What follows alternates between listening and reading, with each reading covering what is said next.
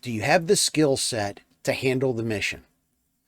Now, everybody feels like the drone can do a lot of work and do it right and do it probably better. However, it does take a little bit of skill for a successful operation. Now, what do I mean by that? Do you have the training and experience to be able to handle what you're doing?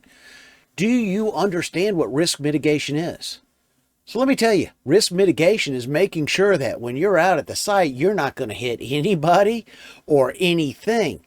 You're not going to do any damage, and you're not going to put yourself into a position where you could possibly cause any damage to anybody or anything.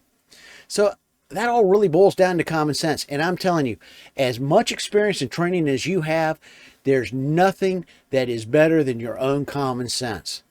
So if you're out there at the site and you know that you've flown this before and you're relatively confident in your skill level, your common sense might tell you that maybe it's a little windy that day, or maybe there's some birds in the area, or maybe there's some people in the area that you need to be concerned about. So obviously you need to have the skill sets available to be able to handle the mission, but always rely on your common sense.